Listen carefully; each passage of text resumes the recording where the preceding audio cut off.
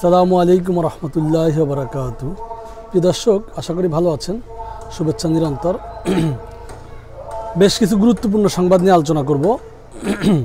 আপনারা জানেন যে গতকালকে ডক্টর মোহাম্মদ ইউনূসের ডাকে প্রায় বাংলাদেশের সকল রাজনৈতিক দলের নেতৃবৃন্দরা, সিনিয়র নেতারা প্রধান উপদেষ্টার সাথে সাক্ষাৎ করেছেন এবং সর্বদলীয় একটি মিটিং হয়েছে। এই মিটিংয়ের মূলত ব্যাকগ্রাউন্ডটা আপনাদেরকে আগে বলি। আপনারা জানেন যে বৈষম্যবিরোধী ছাত্র আন্দোলন এবং নাগরিক কমিটিরা গত 31 তারিখে একটা ঘোষণাপত্র ঘোষণা দেওয়ার কথা ছিল।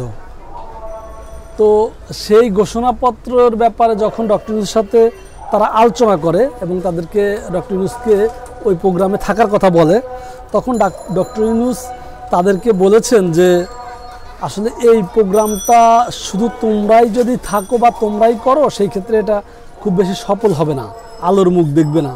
কারণ আন্দোলনের স্টক হোল্ডার শুধু তোমরা না, সকলেই, সকল রাজনৈতিক দল এবং অনেক সামাজিক সংগঠন তারাও।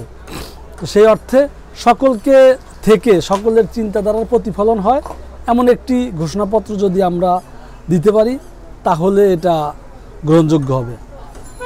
সে আলোচনার প্রেক্ষিতে 31 ডিসেম্বরে তারা ওই ঘোষণাপত্র পাঠ না করে সেটা 15 দিন সময় দেয়। তারা 15 দিন সময় সরকারকে বেঁধে দেয় যে 15 দিনের ভিতরে আপনি সকল দলের সাথে আলাপ আলোচনা করে এই ঘোষণাপত্রটা দিবেন। তো 15 দিন শেষে সরকার 16 তারিখে সকল রাজনৈতিক দলকে ডেকেছেন। এই বিষয়টা গতকালকে যেই মিটিংটা হলো, মূলত একটা সৌজন্য সাক্ষাৎ এবং এই কোলাবোরেশন বা এই ঘোষণাপত্রের ব্যাপারে সকল রাজনৈতিক দল ঐক্যমত আছে কিনা এই বিষয়টা জানার জন্যই মূলত। তো সেখান থেকে বেরিয়ে নানানজন নানান রকমের বক্তব্য দিয়েছে। বিভিন্ন এই দলের মুখপাত্র তাদের দলের মতো করে কথা বলছে। বিশেষ করে বিএনপির কথা যদি বলি, বিএনপি শুরুর দিকে এই প্রোগ্রামে, কালকেও আমরা দেখেছি যে শুরুর দিকে অনেক খবরাখবর আসতেছিল যে বিএনপি এই প্রোগ্রামে যাচ্ছে না। যাই হোক, সর্বোপরি লাস্টের দিকে সালাউদ্দিন সাহেবকে পাঠাইছে, একজন মুখপাত্র ওখানে গিয়েছে। আর তো বিএনপি এই প্রোগ্রাম থেকে বেরিয়ে বলেছে যে তারা আসলে এর মানে এই ঘোষণাপত্রে কী থাকবে এটা বিষয় নিয়ে আলোচনা করে নাই। তারা তাকে এর পারিপার্শ্বিকতা, এর সিস্টেমটা, এটা কিভাবে তৈরি হবে বা এই নানান বিষয় নিয়ে পরামর্শ দিয়েছে আর কি। আর এবং কি তারা সংশয় বোধ করেছে, তারা প্রশ্ন করেছে যে এটা আদৌ দরকার আছে কিনা। আচ্ছা, জামাত ইসলামী নেতৃবৃন্দরা যেটা বলেছে, তারা বলেছে যে এই ভিতরে কি থাকবে না থাকবে এই বিষয় নিয়ে খুব বেশি পরামর্শ হয়নি, তবে এর এই প্রক্রিয়াগত দিক নিয়ে আমরা তাদেরকে, সরকারকে পরামর্শ দিয়েছি।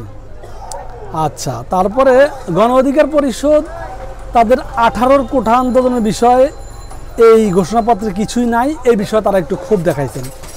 আপনাদেরকে বলি, এরই মাঝে যদি এই কোলাবোরেশন বা ঘোষণাপত্রের একটা কপি তারা তৈরি করেছে সরকার, সেটা এইসব দলকে প্রোভাইড করেছে। তো দলগুলো কেউ কেউ আপত্তি করছে, এটা খুব অল্প সময়ের জন্য দিয়েছে, কেউ দেখেছে কেউ দেখে নাই ভালো করে। তো এই জন্য অনেক দল মন্তব্য করতে পারেন এই ব্যাপারে। তো গণ অধিকার পরিষদের ক্ষোভ যে এই আন্দোলনটা মূলত যে বৈষম্যবিরোধী আন্দোলন বলি আর নাগরিক কমিটি বলি, এই আন্দোলনটা 18 কোঠা আন্দোলনেরই একটা প্রেক্ষাপট। তো যেহেতু 18 কোঠা আন্দোলন থেকেই এই 24 কোঠা আন্দোলনের প্রেক্ষাপট থেকেই পরে এই একমাত্র দাবিতে চলে গেল, তারপরে সরকার পতন হয়েছে, সেই ক্ষেত্রে এখানে 18 প্রেক্ষাপটগুলা থাকার দরকার ছিল। আচ্ছা, তারপরে হেফাজতে ইসলামের বক্তব্যের মাধ্যমে বুঝলাম যে তারা শাপলা চত্বরের ঘটনাগুলো বা বিভিন্ন সময় আলেম সমাজরা যখন যেভাবে নির্যাতিত হয়েছে, তাদের এই আলোচনাগুলো থাকা দরকার ছিল। আবার এই এবি পার্টির ফুয়াদ সাহেব উনি বলল যে শুধু এই আলোচনাই না, 1757 সাল থেকে বাংলাদেশের ইতিহাসে যত ঘটনা ঘটছে সব ঘটনাকে এই ঘোষণাপত্রে উল্লেখ করতে হবে।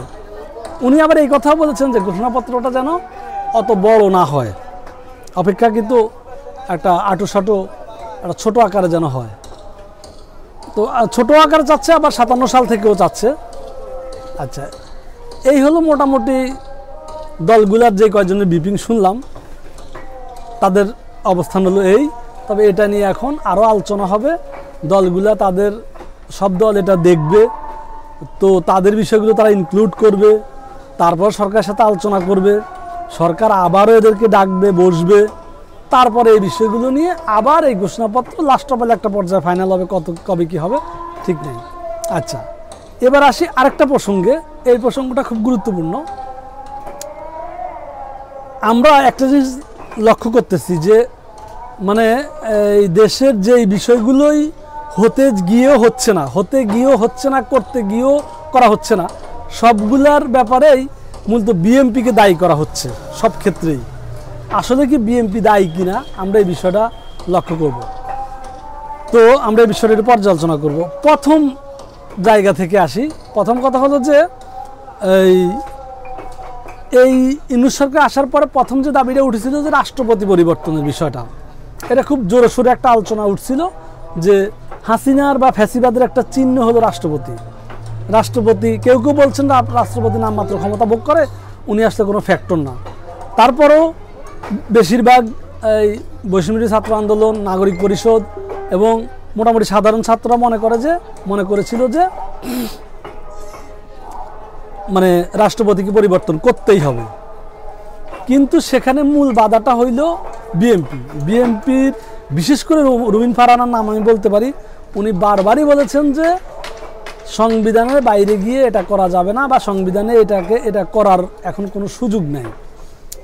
এছাড়াও আমাদের টিভি টক শোতে কিছু সুশীল বলে আমরা যাদেরকে জানি, তারাও এই ব্যাপারে কথা বলছে না, সংবিধানের ভিতরে থেকে এটা করা সম্ভব না। যদিও ছাত্র আবার বলেছেন যে গত যে আন্দোলনটা আমরা করেছি, যে আন্দোলনে ফ্যাসিবাদ পতন হয়েছে, সেই আন্দোলন আসলে কোন সংবিধান মেনে হয়েছিল, নানান কথাবার্তা। যাই হোক, শেষ পর্যন্ত রাষ্ট্রপতি পরিবর্তন হয় নাই। আচ্ছা, দ্বিতীয় আরেকটা আলোচনা আসছে বিপ্লবী সরকার করা। তো বিপ্লবী সরকার করার ক্ষেত্রেও বিএনপি এবং কিছু কি বলে মানে সুশীল সমাজের লোকজন বলছে যে এটাকে তো এখন আসলে বিপ্লবী সরকারের রূপ দেওয়া সম্ভব না। যদি বিপ্লবী সরকার দেওয়া সম্ভব হইতো সেটা শুরুতেই দেওয়া দরকার ছিল। এখন কিছু পথ আপনি এই গণতান্ত্রিক সরকারে এসে এখন বিপ্লবী সরকার বানাবেন, এটা হয় না। দিন শেষে বিপ্লবী সরকারের বিষয়টাও টিকলো না। আচ্ছা, তারপরে কিছুদিন পরে এসে ছাত্রলীগের নিষিদ্ধ যদিও সরকার দিন শেষে এই করেছে আর কি, নির্বাহী আদেশে করেছে, কিন্তু ছাত্রলীগের নিষিদ্ধের ব্যাপারেও মির্জা ফখরুল থেকে শুরু করে রুমিন ফারহানা থেকে শুরু করে এরা সবাই সরব ছিল। এরা বলছে যে ছাত্রলীগকে নিষিদ্ধ করা এই সরকারের সক্ষমতা নাই, এই সরকারের ব্যাকগ্রাউন্ড নাই, এই সরকারের জনভিত্তি নাই। কথাগুলো যথেষ্টই যৌক্তিক। সে দিন শেষে এটা সরকার করেছিল। তারপরে আওয়ামী লীগকে নিষিদ্ধ করার বিষয়ে বিএনপি খুবই শক্তভাবে অবস্থান নিচ্ছে, না আওয়ামী লীগকে বাকি এইভাবে নিষিদ্ধ করার কোনো প্রক্রিয়া নাই, এটা যদি করতে হয় জনগণের সরকার এসে যদি হয় করবে। গেল আওয়ামী লীগ নিষিদ্ধ হয় নাই।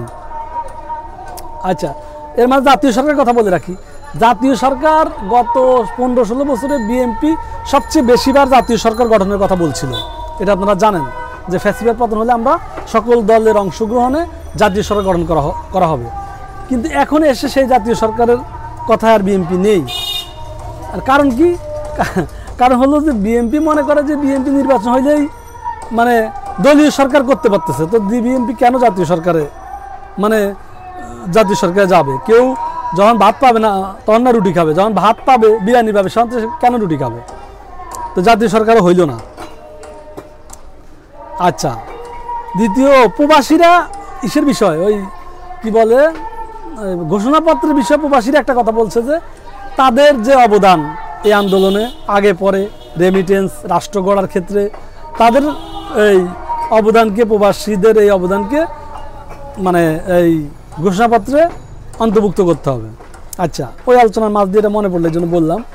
আচ্ছা, এবার আসি সংবিধান পরিবর্তনের বিষয়ে। সংবিধান পরিবর্তনেও মোটামুটি ছাত্ররা এখনও শক্ত একটা জায়গা আছে যে সংবিধান ছুঁড়ে ফেলে দেবো, আমরা এই সংবিধান রাখবো না, এটা মুজিববাদী সংবিধান, এটা 72-এর সংবিধান, এটা ইন্ডিয়ার প্রেসক্রিপশনের সংবিধান, নানান কথাবার্তা। দিন শেষে সংবিধান পরিবর্তন ওইভাবে হচ্ছে না, কারণ সংবিধান বিএনপির মতো বড় দল যখন মনে করে যে সংবিধান পরিবর্তন করার জনভিত্তি এই সরকারের নেই, এই সরকার এটা করতে পারে না, এইটা করতে হলে জনগণের সরকার লাগবে, হচ্ছে না সংবিধান পরিবর্তন। লাস্টে আরেকটা ওবায়দুল কাদেরের পালিয়ে যাওয়ার বিষয়টা, সোশ্যাল মিডিয়ার বেশ কিছু সংবাদ আপনারা দেখছেন এমন আসছে যে ওবায়দুল কাদের পালিয়ে যাওয়ার ব্যাপারে মানে বিএনপির এক নেতা তো জড়িতই, এটাও সংবাদে আসছে যে মির্জা ফখরুলেরও ভূমিকা আছে, জানি না, এটা সোশ্যাল মিডিয়া আসছে। আচ্ছা, তার মানে আওয়ামী লীগ বিএনপির ঘাড়ে বসেই পুনর্বাসন হওয়ার প্রক্রিয়া তৈরি হচ্ছে। আচ্ছা, লাস্টে একটা বিষয় আছে যে স্থানীয় সরকার নির্বাচনটা বর্তমান সরকার চায় যে এই নির্বাচনটা, স্থানীয় সরকার নির্বাচনটা বর্তমান নির্বাচন কমিশন করা শুরু করুক, এটা বেশিরভাগ দেশের জনগণও চায় আমার মনে হয়, এবং কি ছাত্ররা তো চাচ্ছেই, নাগরিক কমিটিও চাচ্ছে। কেন চাচ্ছে? এর ব্যাকগ্রাউন্ড তাদের যুক্তি হলো যে যদি দলীয় সরকার আসার পরে স্থানীয় সরকারগুলা নির্বাচনগুলো হয় তখন স্বভাবতই এই বাংলাদেশের রাজনীতিতে যতই সভ্য হয়ে যায় তারপরও মানে দলীয় সরকার স্থানীয় নির্বাচনে প্রভাব খাটাবে। সেক্ষেত্রে এখন যদি এই নিরপেক্ষ সরকার আন্ডারে যদি স্থানীয় সরকার নির্বাচনগুলো হয় সেক্ষেত্রে অপেক্ষাকৃত বেশি নিরপেক্ষ হওয়ার সম্ভাবনা আছে। এটা হলো একটা যুক্তি। দ্বিতীয় কথা, সরকারেরও কিছু যুক্তি আছে। সরকার মনে করে যে মানে বর্তমান যে নির্বাচন কমিশন, এটা সদ্য একটা কমিশন তৈরি হয়েছে, এটা এখনও কোনো নির্বাচন করে নাই, এখন সে শুরুতেই জাতীয় নির্বাচন করবে, এটা তার জন্য একটু কঠিন ব্যাপার। সেই ক্ষেত্রে সে যদি সারা বাংলাদেশে স্থানীয় নির্বাচনগুলো করে ফেলতো তার আন্ডারে, তাহলে সে জাতীয় নির্বাচনের চ্যালেঞ্জটা খুব ইজিলি নিতে পারত। কিন্তু এই জায়গাতেও বিএনপির ভেটু। বিএনপি মনে করে যে জাতীয় নির্বাচন, এই স্থানীয় নির্বাচন করার জন্য জাতীয় নির্বাচনে নির্বাচিত হওয়া প্রতিনিধিরা এর জন্য যোগ্য, বা এরাই তার মানে তার ক্ষমতাধর, এরাই তার দাবিদার। বর্তমান সরকার স্থানীয় নির্বাচন করার কোনো দরকার নাই। সর্বোপরি সবগুলো বিষয়ে সফলতার মুখ দেখছে না বিএনপির কারণে, এমনটাই পুরা সোশ্যাল মিডিয়া বলেন, মূলধারা খবর বলেন, আমি যে আলোচনা করলাম এখান থেকে এমনটাই প্রতীয়মান হয়। সেই ক্ষেত্রে আসলে আমরা দিন শেষে ফ্যাসিবাদ পতন করে নতুন ফ্যাসিবাদ তৈরি করছি না তো, আর সবারই দেখতেছি ফ্যাসিবাদ হওয়ারই শখ।